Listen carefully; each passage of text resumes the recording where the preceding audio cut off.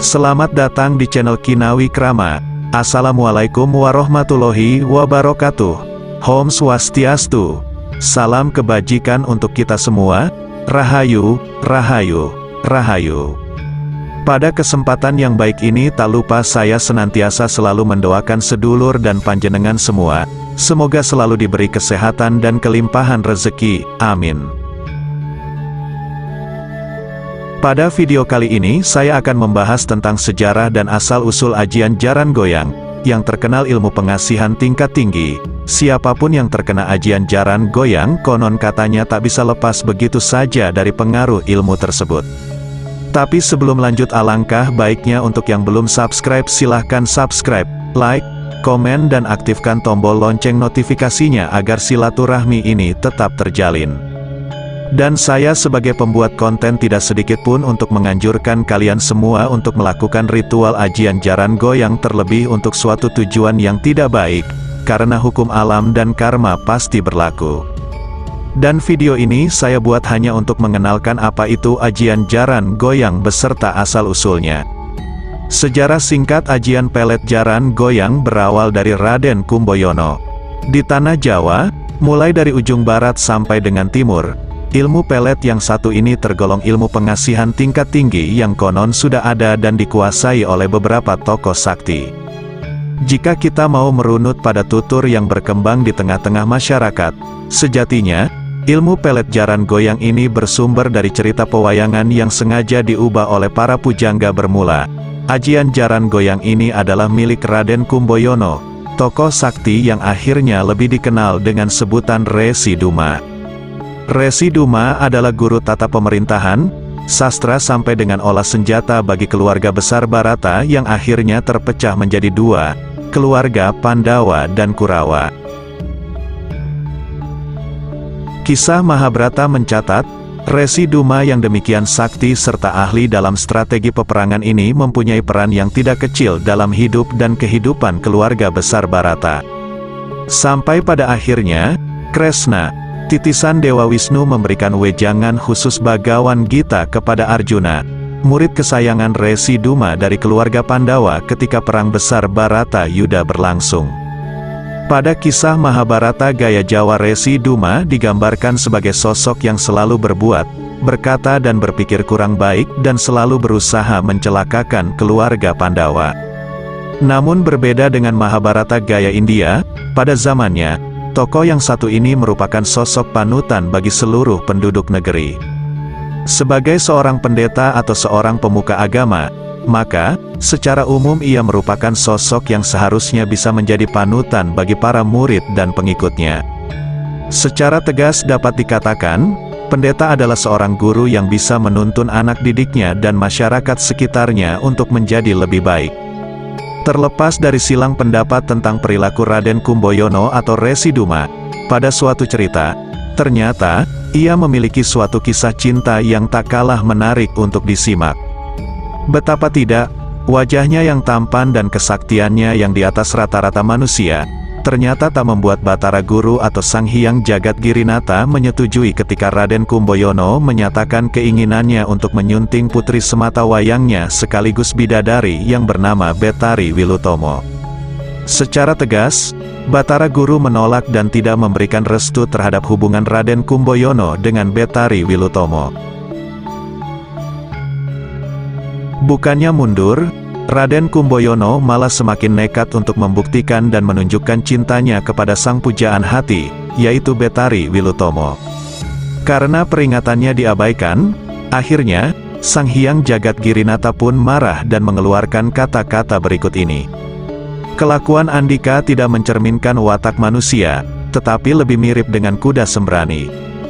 Sontak, langit berubah mendung, sementara dedaunan dan bebungaan tertunduk layu angin pun bertiup kencang seolah marah dan petir pun berlompatan sambung menyambung. Seiring dengan kejadian yang menakutkan itu tubuh Raden Kumboyono pun berubah menjadi seekor kuda yang memiliki sepasang sayap. Tiap kepakan sayapnya menimbulkan pesona dan mampu membuatnya terbang secepat kilat.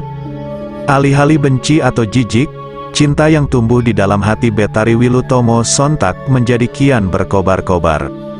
Mulai detik itu, hati dan angannya selalu membayangkan keperkasaan sang pujaan hati, yaitu Raden Kumboyono yang telah maujud sebagai kuda sembrani. Tanpa rasa malu, Betari Wilutomo bersimpuh, merengek, bahkan menghibah agar Raden Kumboyono mau membalas cinta tulusnya.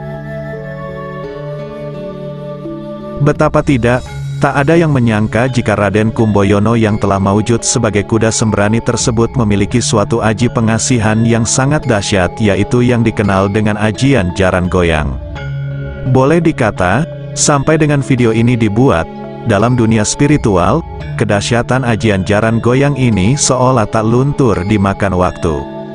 Yang perlu diketahui adalah, ada beberapa model baik di dalam mantra atau pengamalan dan tata laku dari ajian jaran goyang yang satu ini.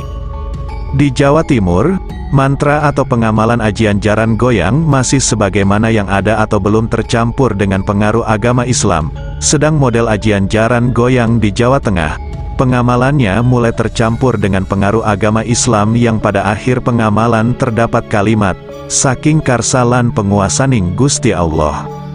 Sementara, model-model ajian jaran goyang di Jawa Barat, dapat dikatakan sama dengan yang ada di Jawa Tengah, yakni sudah tercampur dengan pengaruh Islam.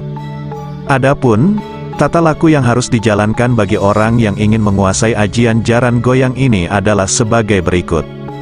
Pertama-tama Anda harus mandi keramas guna mensucikan diri dari hadas besar dan kecil. Lalu yang harus dilakukan adalah puasa mutih selama 7 hari 7 malam dan pada hari terakhir ditutup dengan ngebleng, yaitu tidak makan, tidak minum dan tidak tidur selama 24 jam. Lalu bacalah mantra ajian jaran goyang di kandang kuda atau di lapangan terbuka yang mulai pukul 12 malam 00, dengan tanpa mengenakan pakaian sehelai pun, atau bisa juga dilakukan di dalam kandang yang sepi dan tertutup. Sementara mantra yang harus dibaca adalah berikut ini.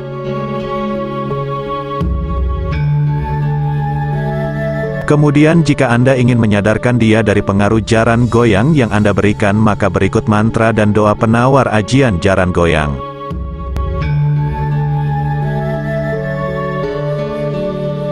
Doa ini dibaca di dalam gelas berisi air putih lalu diminumkan kepada orang tersebut.